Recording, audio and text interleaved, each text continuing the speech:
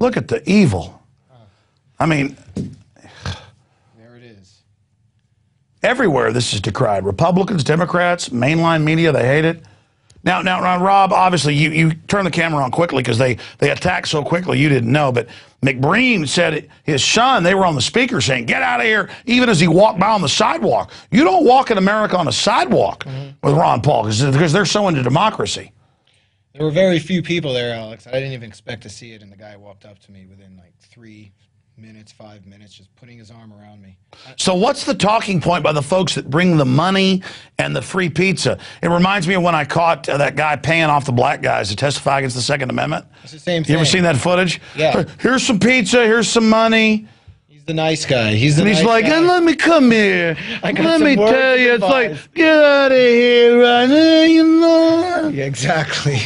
But here's some pizza. Here's a little. Here, you can do that to me if you want. Get out of here. Get out of here. You're a good guy. All right. Let me tell you, you know, we don't want you to be in the river. Oh, Jacob, say anything else? No, it was no shock to. It was no shock that this guy came up to me. I mean, with such few people, you wouldn't expect. But And you said, I asked you, said you were brother about 4.5 minutes. 4.5 minutes. But see, if you'd have groveled, you'd have got the full story. I understand. Yeah. You're like, immediately, no, buddy, I'll do what I want. Right. But I mean, if you'd have just like, oh, It was just. help me, I'm weak. It was just so impulsive, you know. The guy's like, "You can't speak here. It's not a political event. All I see are political signs left and right of me." Ron Paul, I was like, "Well, who are you to tell me?" You know, that was my instinctual. But Herman Cain says it's ridiculous. I know. He never attacked Ron Paul. If I showed up with a Herman Cain shirt, they probably would have, you know, fanned me in, had to lift me up. Maybe not. Obama, yes. Yeah. Well, Rob, listen, we've got to send our people all over the country to show this because it's like a vampire to a cross when they see this thing. And it wasn't very difficult. The guy actually split. I was there for another 45 minutes. I couldn't find him in a very thin. But I like to put the arm around. Let me tell you, you know, you may wanna. He was my friend. He was my buddy at that point, and he was just telling me how they deal with political messages. Well, no, they just want to show a bunch of folks bitching about capitalism and Wall Street instead of crony inside monopolists. And so it's like, listen, this is a cutout to project what we want on it. Get out of here. Don't actually bring a political goal. People keep asking, where's the goal? The goal is just to get everybody fighting with each other. Right, and I think there are a lot of people there with a goal, but what they project to people is there's no goal. It's a big backdrop. It's a big set for TV. They got their guys in there. They make a message. They tell people to get out of there. But it's everywhere in the country. They say, Ron Paul people, get out of here. Yeah. I mean, it's a talking point. I think what they're doing... It's no matter where you go in the country, it's a guy shows up and says... I think what they're doing is they're creating a set... And they use the people as a backdrop. They project their message as, you know. I can't believe. Listen. Admit you're an extremist. You tried to walk around in downtown Austin with a Ron Paul shirt. It was crazy, man. I know. What do you think? This is America? I know. Support the guy who I want to vote for. You know, he's only like one of the most major political candidates going right now. I mean, who am I to T-shirt with the guy who I support? You know, and he does represent Texas. That's our state rep here. It's true. I mean, what was I thinking? And I'm glad he's our congressional representative for Texas. Glad that man showed up and put his arm around me. And well, you've seen Jacobson. I'm going to apologize even having you here. Listen, I think that guy was right. Get out of here. All right, I'll. Yeah, just get out of here. Yeah, don't show that around here. Well, we're going back down there tomorrow.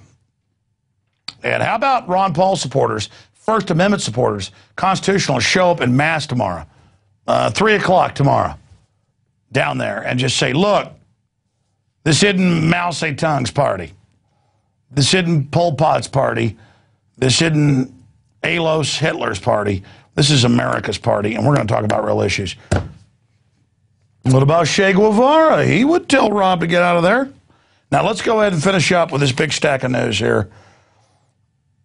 Oh, yeah, let's get into the big news. You know, I happen to have Kurt Haskell on today, and he broke the fact that he's going to civilly sue now because the feds admittedly got this guy on the airplane. You know, he's pled guilty a day after he said, 2 days after he said he would call Kurt Haskell as his only witness. Well, now Mutalib clearly, as Kurt said a few nights ago here on Infowars Nightly News on Monday night, that was Monday night he was on, right? Yeah, it was Monday night Kurt was here. Kurt was his only witness. And that was being used as a bargaining chip because they don't want the guy that saw the U.S. government get him on the plane there. So that was the quickest way to get this guy a lenient sentence and whatever weird chicanery was going on there. So big breaking news here at Infowars.com. Now continuing, shifting gears in a similar area, right on time as Attorney General Holder got in trouble, the head of the FBI, of course, really appreciates the comic relief.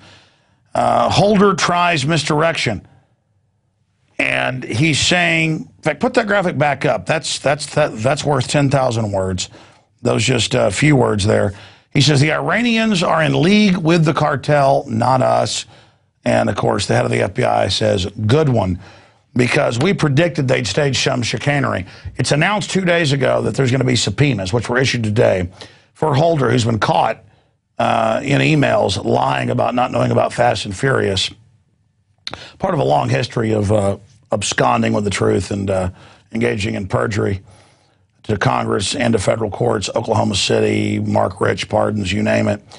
And so now they are exploiting the dubious terror case of a attack by Iran, and they admit with no proof that Iran was working with Mexican drug cartels to blow up the Saudi embassy and assassinate people in D.C. So see, they were shipping tens of thousands of guns into Mexico to the drug cartels to be their friend to keep their eye on Iran. So it's okay that Holder did that and then, of course, tried to use it to ban the Second Amendment in America. He's fighting al-Qaeda. He's fighting Iran. He's fighting jihadis. And Obama's giving Libya to al-Qaeda, but that's okay. The point is, they've done this to keep us all safe. And Kurt Nimmo writes about it. Will U.S. exploit dubious terror case on Iran attack? And the answer is yes. Here's another headline, Kurt Nimmo. U.S., Iran plotted with Mexican drug cartel to assassinate Saudi ambassador. And they admit in the article there's no proof of that, but hey, it's a good story. So see now, Holder's fighting Mexican cartels. He's not giving them the guns and shipping the cocaine in that's come out in federal court.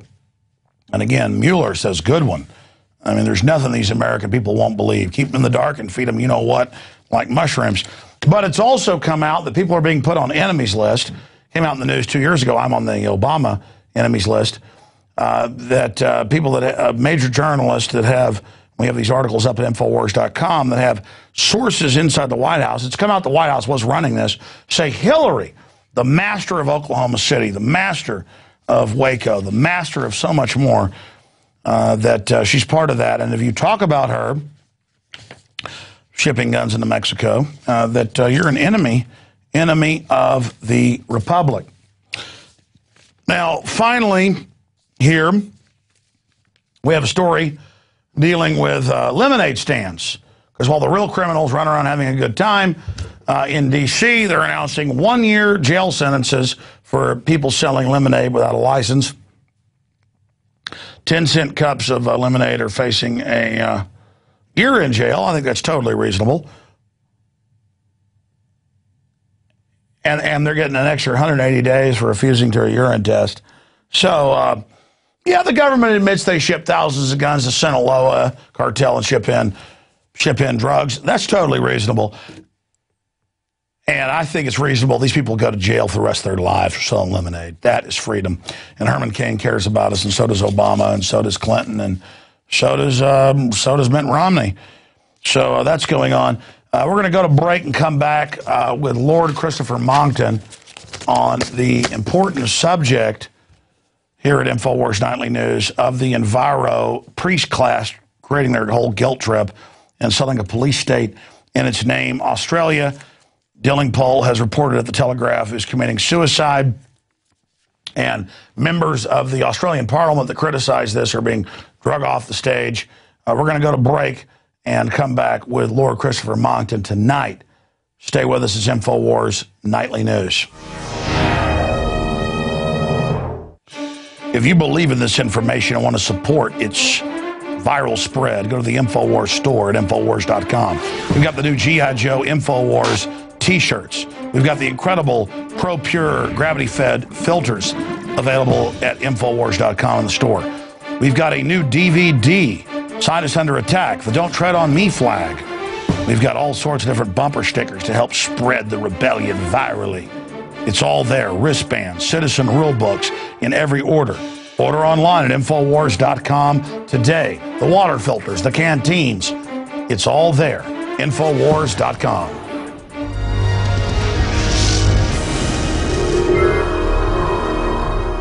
It is Infowars Nightly News, the second segment tonight on this Wednesday, October 12th, 2011 transmission. Yesterday on the radio, I was joined by Lord Christopher Monckton, inventor, researcher, journalist, top advisor to Margaret Thatcher, to discuss the incredible developments with the power grab going on in the Eurozone and the fact that former British Prime Minister John Major, the architect of the treaty that brought the UK in to that monstrosity without a vote, came out and basically decried it and said it was time for England to get out of it. And we'll talk to him a little bit about that at the end of the interview. But the main reason he's here to join us tonight is to break down the latest developments on what really is the #1 issue facing free humanity. That is the collectivists that are a fascist group that have repackaged tyranny in a velvet glove of environmental guilt tripping. They've been proven to be abject frauds, but they don't care. They move forward, and the front line battleground is Australia.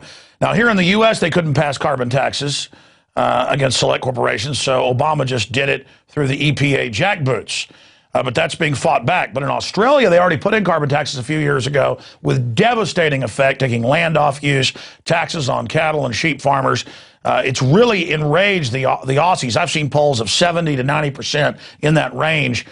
And you've seen governments come and go who support it. But just like with Cameron, continuing what Tony Blair and others did in the UK, it's the same story in Australia. Just like Mitt Romney supports the carbon tax and is the Republican frontrunner. There's no way to get rid of these people. They just keep coming back and back and back because it's a total global power grab tax scheme. And protesters did disrupt the question time after carbon bill passed the lower house. James Dillingpole, writing for The Telegraph in England, had the headline, "Australia Commits Suicide." We talked to him on the radio today, so I thought we'd get Lord Monckton on about this and see if he agrees with Dillingpole's statement that it's Australia committing national suicide. And then I want to get to all the other developments with these people because they're losing battles, but they don't stop. This is like a zombie army wanting to seize power. Lord Monckton, thank you for coming on with us today.